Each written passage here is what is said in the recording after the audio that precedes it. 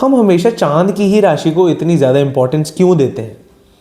बाकी सारे ग्रह भी तो किसी ना किसी राशि में बैठे हैं, हम उनका साइन क्यों नहीं देखते? हम सिर्फ और सिर्फ अपना मून साइन ही क्यों देखते हैं? लोग हमेशा मून साइन के हिसाब से प्रेडिक्शंस क्यों देते हैं? इसके लिए मेरे पास दो आंसर्स हैं। पहला आंसर ये कि जब भी कोई एस्ट्रोलॉजर यूट्यूब पे खास करके कोई भी प्रेडिक्शन निकालता है, month wise, year wise, weekly, किसी भी टाइम पीरियड के हिसाब से जब भी कोई प्रेडिक्शन निकालता है, तो वो आपकी राशि के हिसाब से इसलिए बोलता है क्योंकि moon is the fastest moving planet. क्योंकि आप देखिए, शनिदेव एक राशि में 2.5 साल रहते हैं, जुपिटर एक साल में एक राशि में 1 साल के लिए रहते हैं लगभग, सन एक राशि में कम से कम 1 महीने के लिए रहते हैं, लेकिन जो चांद है वो सबसे ज़्यादा तेज़ घूमता है। वो 2.25 दिन में 2.25 डेज़ में अपना राशि चेंज करता है। तो इसलिए जब भी आप किसी की राशि देखते हैं तो वो हमेशा चांद की इसलिए देखते हैं क्योंकि उसके हिसाब से आपको प्रिडिक्ट करना आसान है।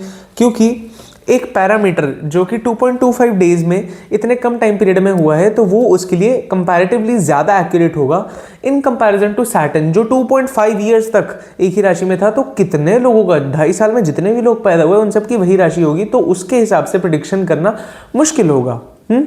वो इतना ज़्यादा पर्सनली लोगों को अपील नहीं करेगा। लेकिन चांद जो कि हर 2.25 दिन में बदलता है, हर एक की अपनी एक राशि होती है, वो इंसान को ज़्यादा अपील करेगा।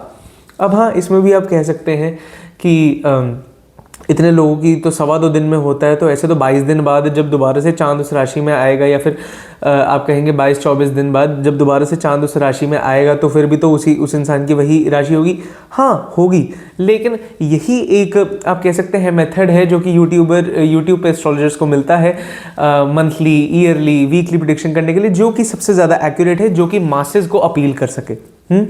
दूसरा बहुत ही इंपॉर्टेंट फैक्टर जिससे हम चांद को देखते हैं, जो कि मुझे लगता है बहुत ज़्यादा इंपॉर्टेंट है, वो ये है कि चांद ना एक स्पंज की तरह है। चांद एक इतना ज़्यादा एब्जॉर्बेंट प्लैनेट है कि वो जिस भी राशि में जाता है उस राशि की पूरी क्वालिटीज़ अपने अंदर एब्जॉर्ब कर लेता है। जिस भी नक्षत्र में चांद बैठता है उसकी पूरी क्वालिटीज़ अपने अंदर एब्जॉर्ब कर लेता है। ऐसा क्यों है कि जिस भी नक्षत्र राशि में सूर्य बैठे, चांद बैठे, लगन बैठे, उन सब को हम इतनी ज़्यादा इंपॉर्टेंस देते हैं? वो इसलिए क्योंकि उन चीज़ों की क्वालिटीज़ आपके अंदर इनेटली आ जाएंगी। जैसे चांद एक स्पंज है, सूर्य आपकी आत्मा है और लगन आपका शरीर है, तो हर एक को मिला के एक प्रेडिक्शन दी जाती है क्योंकि वो सब कुछ आपके ऊपर डायरेक्टली पिन पॉइंटेड है। ये चीज़ आपके लिए जानना बहुत ज़रूरी है, और यही एक रीज़न है कि चांद इतना ज़्यादा इंपॉर्टेंट है, क्योंकि वो जिस भी राशि में बैठेगा उस राशि की सारी क्वालिटीज़ को खींच लेगा, और वो खींचने के बाद जब एस्ट्रोलॉजर एक प्रेडिक्शन देगा तो वो सही बैठेगी, क्योंकि वो चांद ही है जिस पे जो बिल्कुल भी रेजिस्टेंस ऑफर नहीं करता एक आप कह सकते हैं किसी भी राशि की क्वालिटीज़ को अपने अंदर आने में।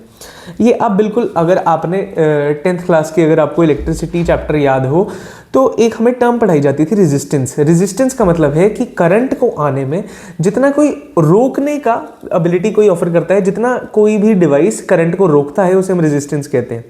तो यही एक हर एक ग्रह के अंदर होता है कि एक राशि की क्वालिटीज़ को अपने अंदर लाने में एक ग्रह जितनी ज़्यादा रेजिस्टेंस ऑफर करता है, जितना ज़्यादा उस राशि को अपने अंदर एब्जॉर्ब नहीं होने देता, उसे हम रेजिस्टेंस कहते हैं। और सिर्फ चांद ही ऐसा ग्रह है जिसमें ज़ीरो जितनी ही रेजिस्टेंस है, क्योंकि चांद उस सारी की सारी चीज़ों को एक स्पंज जिसमें अभी पानी भरना बाकी है, उस राशि के पानी को अपने अंदर एब्जॉर्ब कर लेता है, और इसी वजह से वो जो राशि है उसकी क्वालिटीज़ आपके अंदर बहुत ही अच्छे से एम्बॉडीड हो जाती हैं, आपके अंदर इनकलकेट हो जाती हैं। एक और बहुत ही अच्छी चीज़ मेरे को एक लगती है कि ये चीज़ मैंने नोटिस करी कि आप अभी तक का ह्यूमंस का लाइफ देखिए, from the birth of human civilisation to the year 2026 हर चीज़ बदली है, हर चीज़ में एवोल्यूशन आया है, सिवाय एक चीज़ के, वो है इमोशंस। इमोशंस तब भी वैसे ही थे, इमोशंस अभी भी वैसे ही हैं।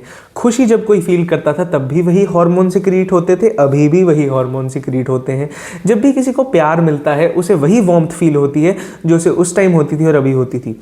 अब कहने को तो चांद हर 2.25 दिन में बदलता है, लेकिन वही एक ऐसा प्लैनेट भी है जिसकी अपनी क्वालिटीज़ इतने टाइम से लेके अभी तक चेंज नहीं हुई हैं, क्योंकि चांद आपके इमोशंस हैं।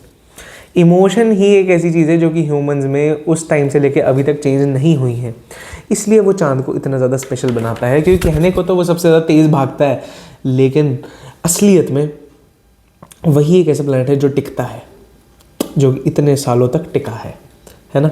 तो इसलिए हर एक ग्रह पे ये एक स्टेटमेंट लागू होती है कि हर एक ग्रह देश काल परिस्थिति के हिसाब से बदलता है, लेकिन चांद पे ये स्टेटमेंट अप्लाई नहीं होती, क्योंकि इमोशंस तब भी वैसे ही थे और अभी भी वैसे ही हैं और ऐसे ही रहेंगे। For more such deep astrology content you can follow sophiology. This is Nishad Sharma signing off. May Ganpati Bappa bless you all.